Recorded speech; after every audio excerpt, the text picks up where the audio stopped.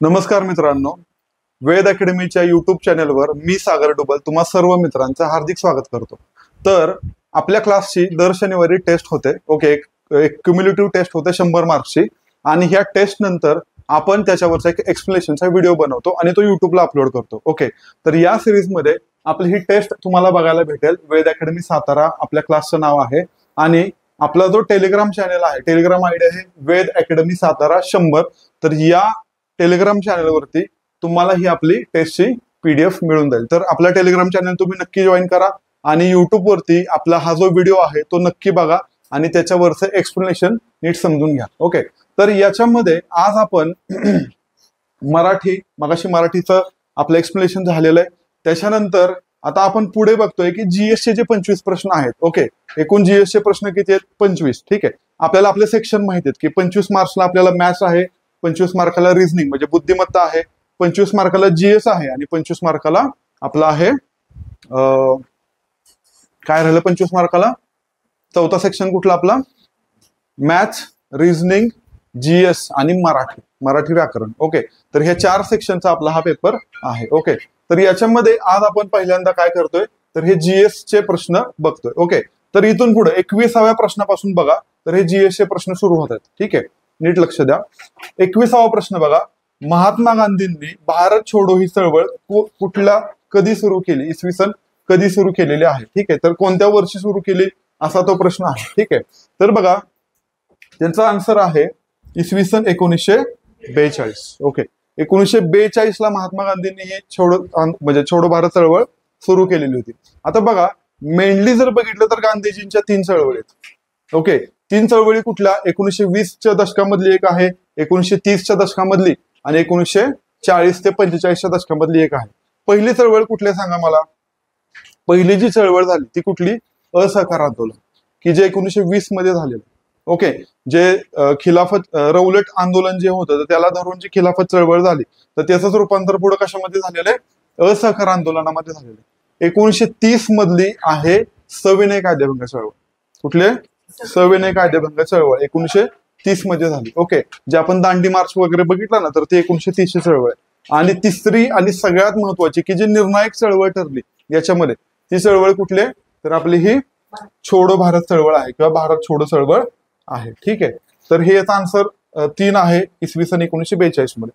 पुढचा 22वा प्रश्न बघा, 22वा प्रश्न आहे सगळ्यात जुना वेद कुठला आहे? ठीक आहे, सगळ्यात जुना वेद कोणता आहे? तर तो कुठला आहे? ऋग्वेद। उत्तर क्रमांक त्याचा आन्सर आहे त्याचा ऑप्शन क्रमांक 1। ठीक आहे, ऋग्वेद। आता हा प्रश्न काय अगदी खूप जास्त अवघड कॅटेगरीमध्ये गेलेला नाहीये, सोप्या कॅटेगरीमध्ये प्रश्न आलेला। ओके, तर बघा एकूण जर वेद बघितले, एकूण वेद किती आहेत मला सांगा? एकूण वेद आहेत 4। ओके, सगळ्यात मोठा सगळ्यात महत्वाचा किंवा सगळ्यात पहिला कुठला आहे? ऋग्वेद। त्याच्यानंतर येतो यजुर्वेद, नंतर येतो सामवेद आणि सगळ्यात चौथा जो आहे सगळ्यात शेवटचा अथर्ववेद। आता हा जो ऋग्वेद आहे ह्या ऋग्वेदामध्ये जे काही ओळी आहेत किंवा जे काही रचना आहेत त्यांना म्हणतात ऋचा। ओके, ऋग्वेदाच्या रचनांना काय म्हणतो आपण? ऋचा।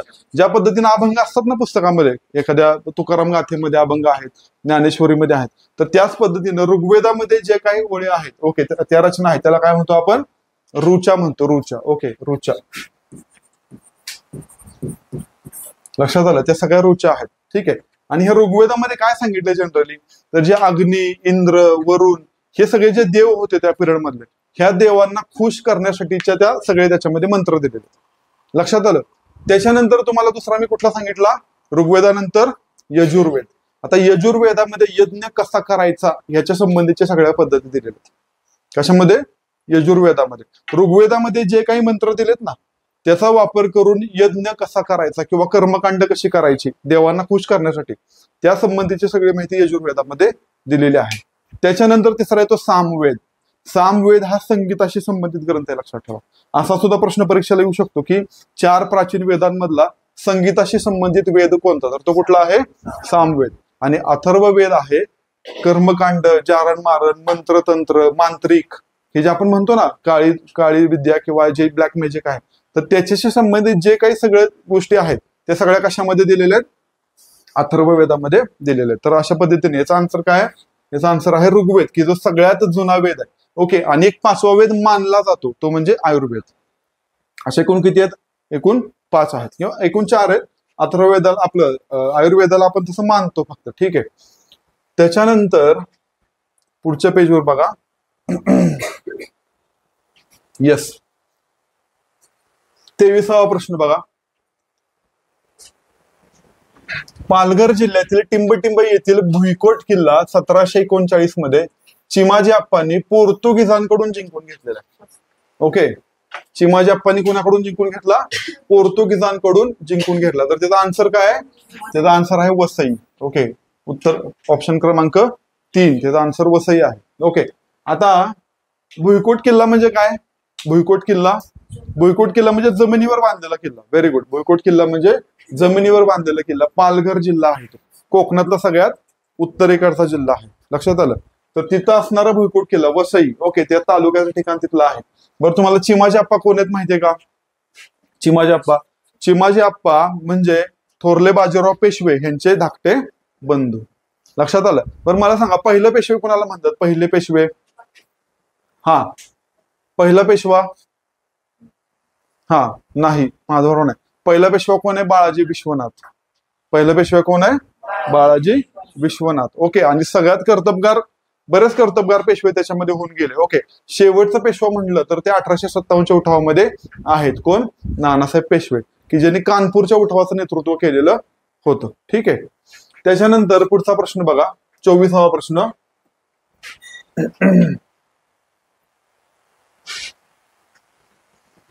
न्हावाशेवा येथील जवाहरलाल नेहरू बंदरामुळे टिंबटिंब या बंदरावरील वाहतुकीचा ताण, सगळ्यात महत्वाचा काय? वाहतुकीचा ताण कमी व्हायला मदत झालेली. कुठल्या बंदरामुळे? न्हावाशेवा इथल्या जवाहरलाल नेहरू बंदरामुळे. कुठल्या बंदरावरचा ताण कमी झालाय? त्याचा आन्सर काय आहे? मुंबई. त्याचा आन्सर आहे मुंबई.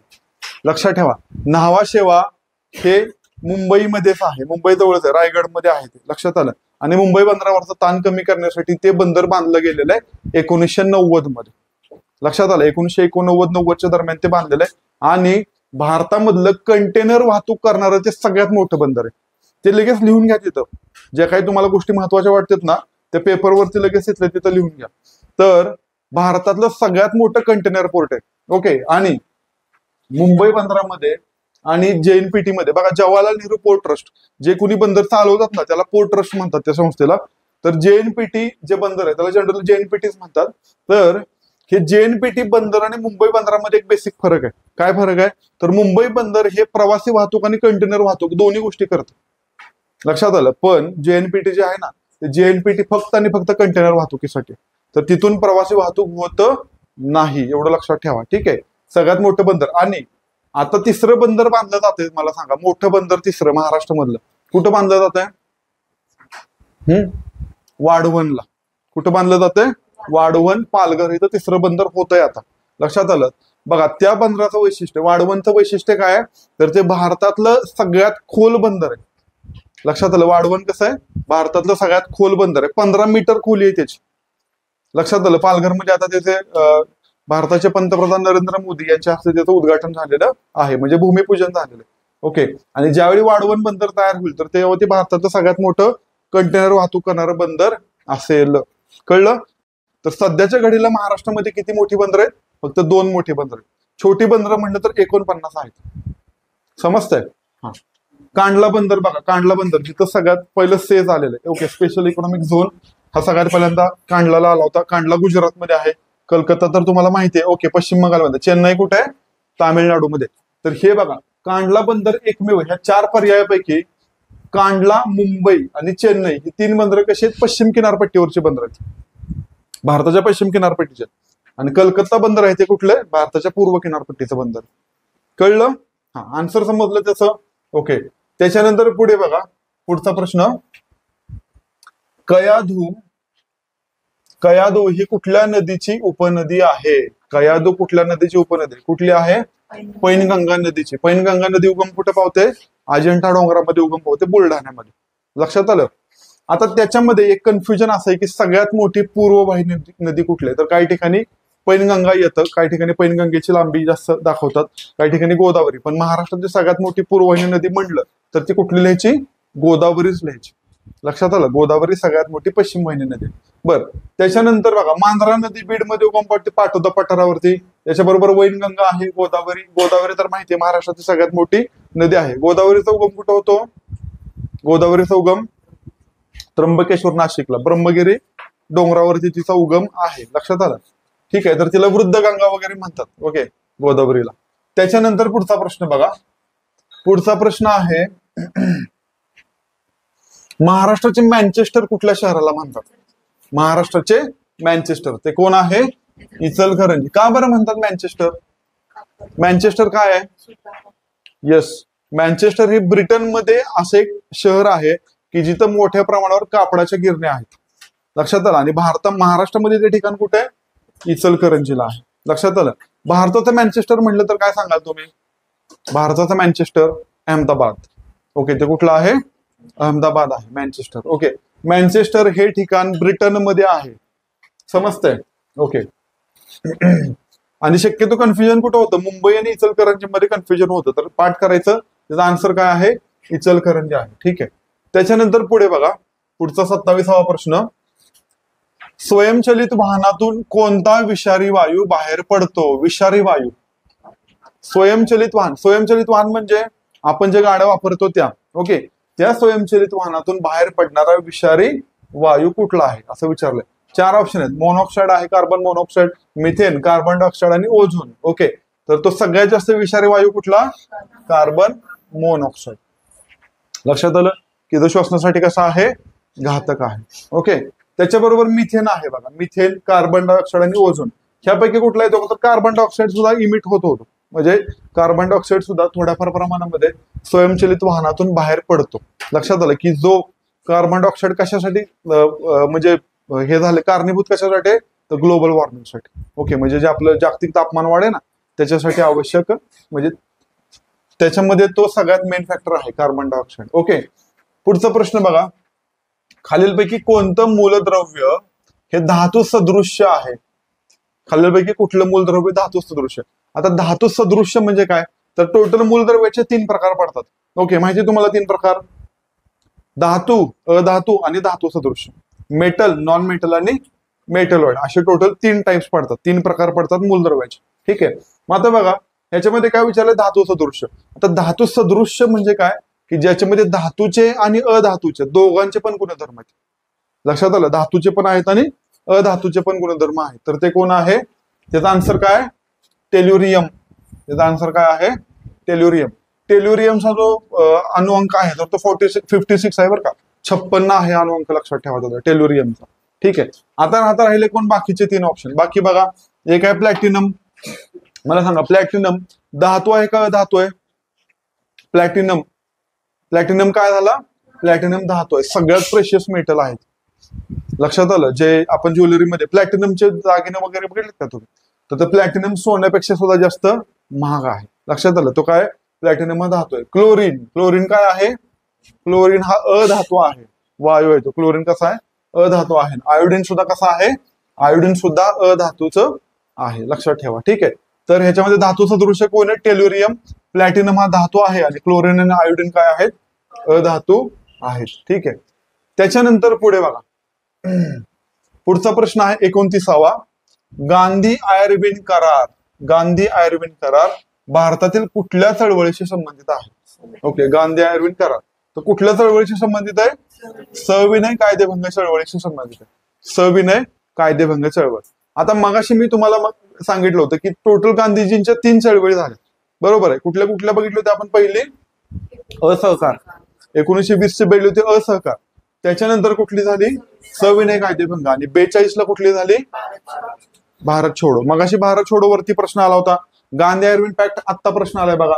तर सविनय कायदेभंग चळवळ थांबवावी आणि गांधीजींनी किंवा काँग्रेसनी गोलमेज परिषदेला उपस्थित राहावं याच्यासाठी गांधीजी आणि लॉर्ड आयर्विन की जो भारताचा व्हाईसरॉय होता तेव्हा, ह्या दोघांमध्ये जो काही करार झाला त्याला म्हणतात गांधी आयर्विन करार. लक्षात आलं. तर हा करार कधी झाला? तर 1932 मध्ये झालेला आहे. ओके, लक्षात ठेवा. ठीक आहे. सॉरी, 1930 मध्ये झालेला आहे तो करार. 1930 मध्ये. ठीक आहे. त्याच्यानंतर पुढचा 30वा प्रश्न बघा. भारतीय संविधानातील कोणत्या भागामध्ये मूलभूत हक्कांचा समावेश आहे? कशाचा समावेश आहे? मूलभूत हक्कांचा समावेश आहे. ओके, आपण लेक्चरला सुद्धा ह्या गोष्टी बघितल्यात बघा, की भाग बघितले होते. एकूण भाग किती सांगितलेले मी तुम्हाला? आता घटनेमध्ये किती भाग आहेत? आता सध्या घटनेमध्ये किती भाग आहेत? 25 भाग आहेत. आता घटनेमध्ये 25 भाग आहेत. जेव्हा घटना बनवली गेली तेव्हा त्याच्यामध्ये किती भाग होते? एकूण 22 भाग. 4 भाग तोपर्यंत ऍड केलेत, तेव्हापासून आतापर्यंत एकूण 4 भाग ऍड केलेत आणि 1/7 तो भाग आहे, तर तो आपण काय केलेला आहे? काढून टाकलेला आहे. अशा एकूण घटनेमध्ये 22 भाग आहेत. मग याच्यामध्ये पहिला भाग संघराज्य त्याच्या क्षेत्राशी संबंधित आहे, दुसरा भाग नागरिकत्वाशी संबंधित आहे आणि जो तिसरा भाग आहे तर तो मूलभूत हक्कांशी संबंधित आहे. आन्सर काय याचं? आन्सर आहे 3. लक्षात आलं? आन्सर 3 मूलभूत हक्क. ओके, त्याच्यानंतर पुढचा प्रश्न बघा. आणि 4 बघा, भाग 1 तर तुम्हाला मी सांगितला, भाग 2 नागरिकत्व सांगितलं, भाग 3 तर आपण बघितला मूलभूत हक्क, आणि भाग 4 काय सांगतं आपल्याला? मार्गदर्शक तत्वे. काय सांगतं? मार्गदर्शक तत्वे. ओके, लगेच लिहून ठेवायचं तिथं पेपरवरती, त्या गोष्टी मेन्शन करायच्या पेपरवरती लगेच. ठीक आहे. त्याच्यानंतर 31वा प्रश्न बघा. 31वा प्रश्न, वाऱ्याच्या अपक्षरण आणि अपवहन 2 प्रक्रिया दिल्या तिथं. अपक्षरण आणि अपवहन अशा दुहेरी कार्यामुळे मूळ खडकाचे किंवा एकसंध बनलेल्या अवसादाचे घर्षण आणि वहन होऊन तयार झालेले भूरूप म्हणजेच काय? ओके, असा हा प्रश्न. प्रश्न बराच लेंदी आहे. ज्यावेळी प्रश्न लेंदी येतो तर थोडा स्टॉप घेत घेत वाचायचं, थोडे त्याला ब्रेक करायचं. ओके, त्याचे भाग बनवायचे प्रश्नाचे आणि मग हळूहळू ते अंडरस्टँड करत वाचायचं. एकदम प्रश्न एखादा उतारा वाचतो त्या पद्धतीने प्रश्न वाचायचा नाही, तर तो समजत नाही. आणि त्याच्यामधले जे महत्वाचे शब्द आहेत त्याला एकतर गोल करा, अदरवाईज अंडरलाईन करा. ओके, तर तो प्रश्न व्यवस्थित लक्षात येतो. आता वाऱ्याचे 2 कार्य दिलेत, अपक्षरण आणि अपवहन. अपक्षरण म्हणजे झीज करणे. ओके, अपवहन म्हणजे एका ठिकाणावरून दुसऱ्या ठिकाणी वाहून नेणे. लक्षात आलं? त्याला म्हणतात अपक्षरण, अपवहन. आता बघा, या दुहेरी कार्यामुळे हा जो मूळ खडक आहे, मूळ खडक किंवा जो अवसाद गोळा झालेला आहे, ओके, जे काही सगळं मटेरियल एका जागी गोळा झालेलं आहे, ओके, तर त्याचं वहन होऊन कुठलं भूरूप, घर्षण आणि वहन होऊन कुठलं भूरूप तयार होतं? ओके, तर त्याचा आन्सर काय आहे? आन्सर आहे यारदांग. ओके, त्याचा आन्सर काय? यारदांग. ओके, समजून घ्या पहिल्यांदा. ठीक आहे, पहिलं एक एक ऑप्शन बघू आपण. भूपट्ट बघूयात. ओके, भूपट्ट म्हणजे प्लेट. भूपट्ट म्हणजे काय? प्लेट. प्लेट म्हणजे आपली खाण्याची प्लेट नव्हे, नाश्त्याची प्लेट नव्हे. प्लेट म्हणजे एकदम विशाल असा मोठा भूखंड की ज्याच्यावरती खंड वसलेले आहेत पृथ्वीवरती. एक अजूम करा की एका टपामध्ये पाणी घेतलंय तुम्ही, अर्धा टप पाणी घेतलं आणि त्याच्यामध्ये थर्माकोलचे असे तुकडे टाकलेले आहेत. कळतंय? थर्माकोलचे तुकडे. ते थर्माकोलचे तुकडे म्हणजे हे भूपट्ट आहे आणि खालचं पाणी म्हणजे लावा आहे, सगळा लावा की जो पृथ्वीच्या आतमध्ये आहे. समजतंय? आणि हे जे सगळे भूपट्ट आहेत तर त्या सगळ्या लावावरती तरंगतात. आणि असंच घडतंय बरं का पृथ्वीवरती. पृथ्वीचं जे कवच आहे ना ते पूर्ण एक संध नाहीये बरं का, तर ते ब्रेक होते, छोट्या छोट्या पार्टमध्ये ते ब्रेक झाले. आणि पृथ्वीवरती एकूण 7 मुख्य भूपट्ट आहेत की ज्याच्यावरती हे सगळे खंड आणि महासागर वसलेले आहेत. कळतंय? एकच जमीन आहे काही पूर्ण? एकच पूर्ण जमीन नाही, हे छोट्या छोट्या तुकड्यांचे मिळून ते पूर्ण जमीन तयार झालेली किंवा सागराचा जो तळ आहे तर तो तयार झालेला. लक्षात आलं तुमच्या? हा, मग ते झालं भूपट्ट. ओके, त्याला प्लेट म्हणतात इंग्लिशमध्ये. त्याच्यानंतर इथं यारदांग. तर यारदांग काय आहे तुम्ही समजून घ्या. यारदांग म्हणजे काय? डोळ्यापुढे आणा तुम्ही की एक कठीण खडक आहे आणि एक मऊ खडक आहे. मऊ म्हणजे हाताने दाबल एवढा मऊ नाही, तुलनेनं मऊ, की ज्याचं पटकन क्षरण होऊ शकतं. कठीण खडकाचं पटकन क्षरण होईल का वाऱ्यामुळे? नाही, तो तसाच राहील. पण जो मऊ खडक असेल तर त्याचं पटकन तो काय होईल, तिथून झीज होऊन जाईल. परत कठीण मऊ, कठीण मऊ, कठीण मऊ अशी रचना आहे बघा. डोळ्यापुढे आली तुमच्या कठीण मऊ अशी काय झाली, अशा ह्या पद्धतीनं रचना आहे बघा. समजतंय? इथं समजा कठीण खडक आहे. ओके, इथं कुठला आहे?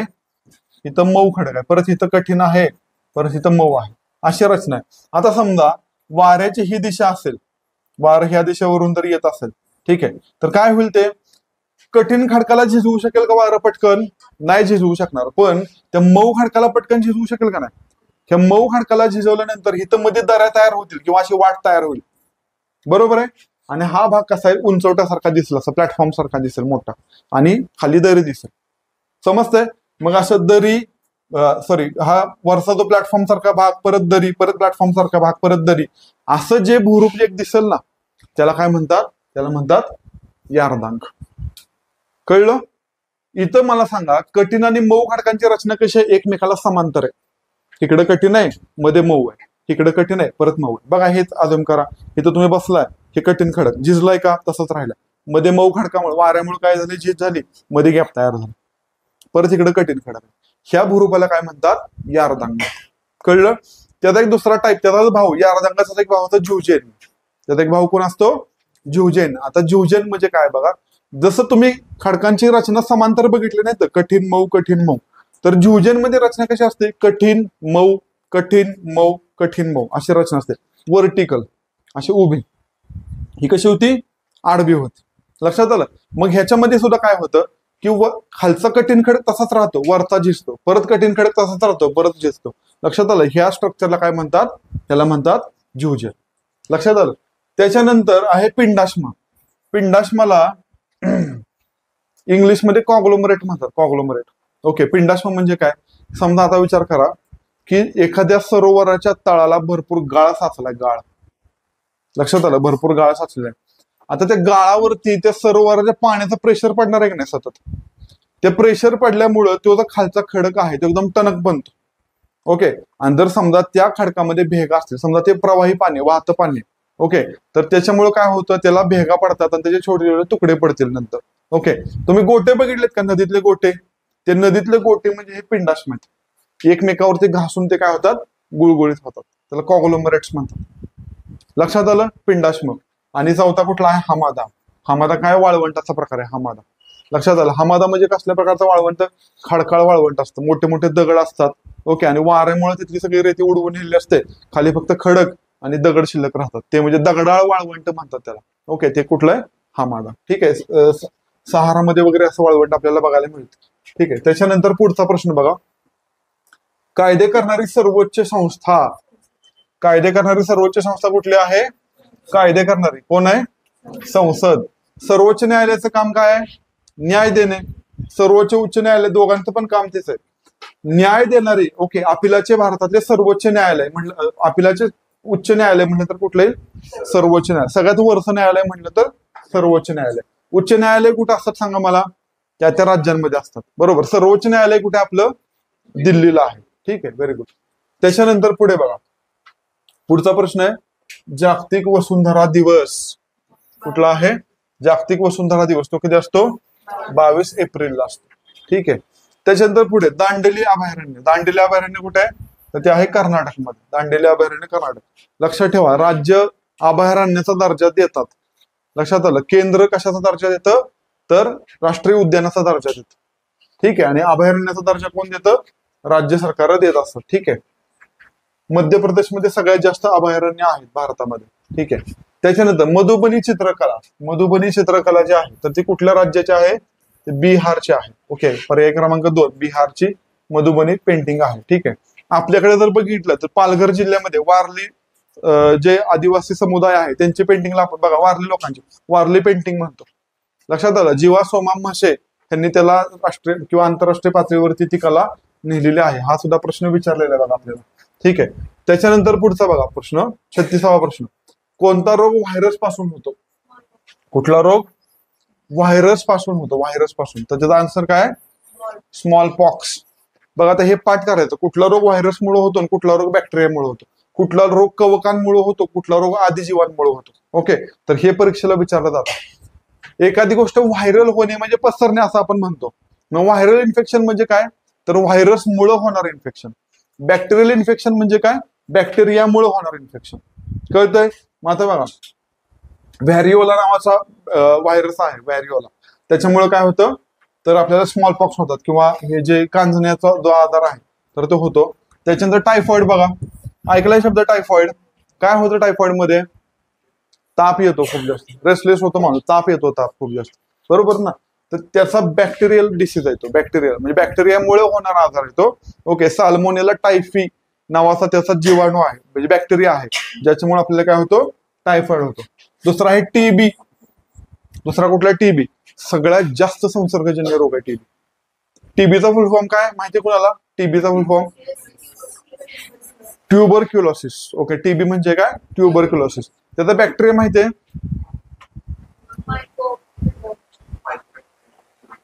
Mycobacterium tuberculosis. ओके, त्याचा काय आहे तो बॅक्टेरिया आहे टीबीचा.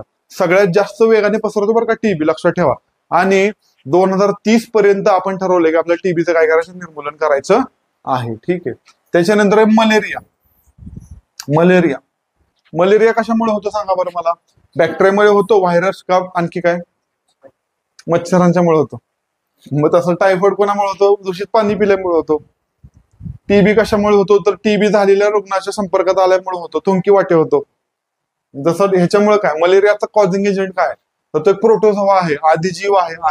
ओके, त्याचं नाव काय मलेरियाचा हे कुठला आहे, प्लाझ्मोडियम. त्याचा प्रोटोझोआ कुठला आहे, प्लाझ्मोडियम. लक्षात ठेवा, हे मेनली 4 तर माहित पाहिजेत आपल्याला. त्याच्यामध्ये हे 3 तर माहित पाहिजे, टायफॉइड, टीबी आणि मलेरिया. ओके, एवढ्या 3 तर गोष्टी आपल्याला फिक्स माहिती पाहिजेत. ओके, हे कळलं. ओके, चलो पुढे चला.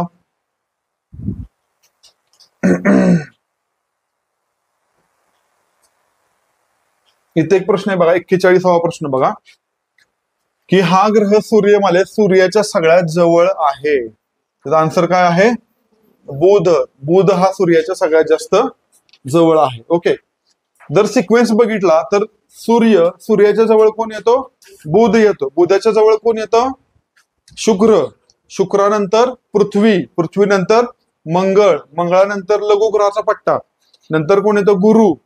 ओके, नंतर शनी. ओके, नंतर युरेनस आणि सगळ्यात शेवटी कोण होतो, नेपच्यून, आणि मग त्याच्या पलीकडे प्लुटो. लक्षात आलं, तर हा सिक्वेन्स आहे. लक्षात आलं. मग अशी मी तुम्हाला लेक्चर मध्ये सांगितलं होतं की सगळ्यात जास्त उपग्रह असणारा ग्रह कुठला आहे, सगळ्यात जास्त उपग्रह आहेत कुठला आहे, शनीला किती टोटल 274 उपग्रह आहेत. आता जुलै महिन्यामध्ये 2025 ला किती 128 उपग्रह शोधलेले आहेत नवीन शनीचे. ओके, 2 नंबरला सगळ्यात जास्त उपग्रह असणारा ग्रह कुठला, गुरु. आधी गुरु 1 नंबरला होता, आता शनी 1 नंबरला आहे. लक्षात आलं. सूर्यमालेतला सगळ्यात छोटा ग्रह कुठला, सूर्यमालेतला सगळ्यात छोटा ग्रह बुध. ओके, नीलग्रह कुणाला म्हणतात, नीलग्रह पृथ्वी. लाल सूर्यग्रह आहे का, मंगळ, कारण का आयर्न ऑक्साईड सापडतं त्याच्यावर. लक्षात आलं, आयर्न ऑक्साईड सापडतं. ठीक आहे. त्याच्यानंतर पुढे आहे का इथं प्रश्न, येस. खालीलपैकी सुधारक आणि त्यांच्याशी संबंधित वृत्तपत्र आणि नियतकालिक यांची चुकीची जोडी ओळखायची. चुकीची जोडी ओळखायची बरं का. प्रश्न वाचताना व्यवस्थित वाचायचा. आपण काय बघणार, फक्त सुधारक आणि त्यांच्याशी संबंधित वृत्तपत्र, नियतकालिक. पण प्रश्न जोपर्यंत व्यवस्थित वाचत नाही तोपर्यंत उत्तराकडे यायचं नाही. ओके, याचा आन्सर काय आहे, तर गोपाळ हरी देशमुख आणि लोकमित्र. बघा, कृष्णाजी रानडे, ज्ञानप्रकाश. ओके, कृष्णाजी रानडे, ज्ञानप्रकाश. आता ज्ञानप्रकाश कधी आलेले, तर ते आले 1849 मध्ये. ओके, कृष्णाजी रानडेंनी काढले 1849, पुण्यामध्ये ते प्रकाशन केलं होतं त्याचं. त्याच्यानंतर बाळशास्त्री जांभेकर. ओके, त्यांनी कुठलं काढलेलं आहे, दर्पण, 8 जानेवारी 1932. लक्षात आलं, 8 जानेवारी आपण पत्रकार दिवस पाळतो, लक्षात ठेवा. ओके, महाराष्ट्राचा. तर दर्पण भारतातलं म्हणजे महाराष्ट्रातलं पहिलं मराठी वृत्तपत्र आहे ते दर्पण. बाळशास्त्री जांभेकरांनी सुरू केलंय 1832 मध्ये. ते चाललं कधीपर्यंत, 1842 पर्यंत चाललं. ठीक आहे, 10 वर्ष चाललं. आता साने गुरुंचं साधना हे काय होतं ऍक्च्युली, साधना हे मासिक आहे, लक्षात ठेवा. साधना हे काय आहे, मासिक आहे. मला वाटतं 1940 ला वगैरे ते सुरू झालं होतं. डेट एकदा फक्त चेक करा. ओके, साधनाची डेट फक्त चेक करा. आणि मग राहिलं कुठलं, गोपाळ हरी देशमुख. गोपाळ हरी देशमुखांना कुठल्या नावानं ओळखलं जातं, त्यांना म्हणतात लोकहितवादी. काय म्हणतात त्यांना, लोकहितवादी. आणि त्यांच्या वृत्तपत्राचं नाव पण तेच होतं, काय, लोकहितवादी. लोकहितवादी गोपाळ हरी देशमुख असं म्हटलं जातं. ठीक आहे, तर त्यांनी त्याच नावानं वृत्तपत्र सुरू केलं होतं. गोपाळ हरी देशमुखांचं आणखी महत्वाचं लिखाण आहे ते म्हणजे शतपत्र. ओके, ते काय आहे, शतपत्र म्हणजे 100 पत्र. लक्षात आलं. 1848 मध्ये त्यांनी ते लिहिलेली होती, 1848 ते 1850 दरम्यान. ओके, आणि भाऊ महाजन यांचं जे प्रभाकर नावाचं वृत्तपत्र होतं त्याच्यामध्ये ही शतपत्र प्रकाशित होत होती. लक्षात आलं. त्याचं परत पुनर्प्रकाशन पण केलं. कुणी केलं, डॉक्टर बाबासाहेब आंबेडकरांनी केलं आपल्या बहिष्कृत भारत वृत्तपत्रामध्ये. ठीक आहे, ही एक गोष्ट याच्यामध्ये लक्षात ठेवा. ठीक आहे, कशाचा, लोकहितवादीचं का ते ऍक्च्युली मला माहित नाही बरं का, ते तुम्ही सर्च करून लिहा तिथं. ठीक आहे, ते मला माहित नाही कुठल्या वर्षी झालं ते. ठीक आहे, किती प्रश्न झाले?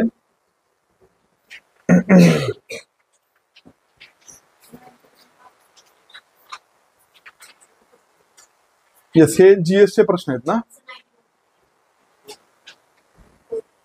नाही नाही नाही, हे नाही घ्यायचे आता आपल्याला, तेवढेच फक्त प्रश्न. ठीक आहे, याच्यामध्ये बघा कुठला 91 म्हणला ना, कोणत्या संघाने अलीकडेच, इथं 131 झालंय बघा, इथं किती पाहिजे? इथं 13 पाहिजे, ऍक्च्युली 13 पाहिजे. इथं 13व्या आयसीसी महिला विश्वचषक 2025 कुणी जिंकला? तर हे होतं, त्याचा आन्सर काय आहे? भारताने तो सामना आता झालेला आहे. ओके, तो सामना भारताने जिंकलेला. कुणाचा पराभव केला? दक्षिण आफ्रिकेचा पराभव केलेला आहे. बरं, हा सामना कुठं झाला? हे जो कप आहे तो कुठं झाला? भारतामध्ये झालेला आहे. आणि भारतामध्ये चौथ्यांदा ह्या स्पर्धा पार पडतात. लक्षात ठेवा, आतापर्यंत चौथ्यांदा ह्या स्पर्धा भारतामध्ये झालेल्या आहेत. ठीक आहे. 12 कोटीहून अधिक कुटुंबांना या योजनेचा लाभ मिळाला. आणि कोणती योजना जगातील पहिल्या क्रमांकाची आरोग्य योजना आहे? बघा, जगातली सगळ्यात मोठी आरोग्य योजना ती कुठली आहे? आयुष्मान भारत योजना. आयुष्मान भारत. लक्षात ठेवा, आयुष्मान भारतच्या अंतर्गत 5 लाखाचा कव्हर मिळतो. किती लाखाचा कव्हर मिळतो? 5 लाखांचा कव्हर मिळतो. ते प्रति कुटुंब 5 लाखाचा कव्हर आहे, प्रति व्यक्ती नाहीये. ठीक आहे, आयुष्मान भारत योजना. ठीक आहे, त्याच पद्धतीने महाराष्ट्रामध्ये एक योजना सुरू झालेली आहे. आयुष्मान भारत सारखीच योजना आहे, महात्मा फुले जन आरोग्य योजना. लक्षात आलं, सेम आयुष्मान भारत सारखे काम करते. इव्हन जे दोन्ही योजना आहेत ना, त्या महाराष्ट्रामध्ये एकत्रितपणे राबवल्या जातात. कुठली? आयुष्मान भारत आणि महात्मा फुले जन आरोग्य योजना. ठीक आहे. त्याच्यानंतर दरवर्षी महाराष्ट्र राज्यामध्ये विद्यार्थी दिवस केव्हा साजरा केला जातो? ठीक आहे, विद्यार्थी दिवस कुठे गेला? विद्यार्थी दिवस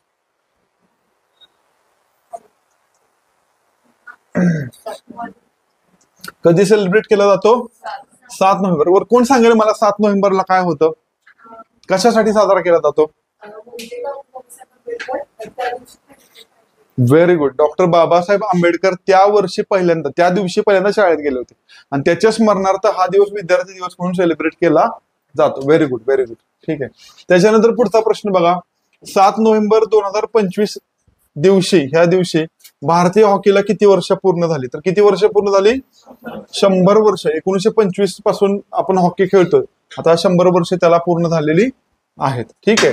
त्याच्यानंतर हॉकी मधल्या कुठल्या दिग्गज खेळाडूच्या नावाने आपल्या इथं सर्वात मोठे क्रीडा क्षेत्रातले पुरस्कार दिले जातात?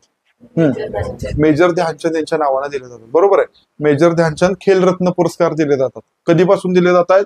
1991 पासून ते पुरस्कार दिले जातात. ठीक आहे, लक्षात ठेवा, क्रीडा क्षेत्रातला सर्वोच्च पुरस्कार आहे. मागच्या 4 वर्षातली कामगिरी बघतात खेळाडूची. ओके, त्या बेसिसवरती ते पुरस्कार दिले जातात. आधी पुरस्काराचं नाव काय होतं? राजीव गांधी खेलरत्न नाव होतं. 2021 मध्ये नाव बदललं आणि ते काय केलं?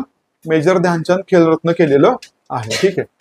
त्याच्यानंतर पुढे बघा, 95वा प्रश्न, अलीकडेच कोणाची संरक्षण लेखा नियंत्रक म्हणून निवड झालेली आहे? संरक्षण लेखा नियंत्रक म्हणून, तर त्यांचं नाव काय आहे? विश्वजित सहाय. कुणाच्या नावाने झाली? विश्वजित सहाय. ठीक आहे. त्याच्यानंतर पुढचा प्रश्न बघा, 96वा, स्वच्छ सर्वेक्षण 2025 अहवालानुसार भारतातील सर्वात घाणेरडे शहर कुठलं? ओके, सगळ्यात घाणेरडे शहर तर कुठलं आहे? मदुराई. ठीक आहे, सगळ्यात कुठलं आहे? मदुराई आहे. ठीक आहे. सगळ्यात स्वच्छ शहर म्हणलं तर इंदोर आहे. लक्षात ठेवा, कुठलं? इंदोर. ठीक आहे. जगातली सगळ्यात प्रदूषित राजधानी, IQ एअर नावाचं एक इंडेक्स आहे बघा. ओके, IQ एअर नावाचा इंडेक्स आहे स्वित्झर्लंडचा.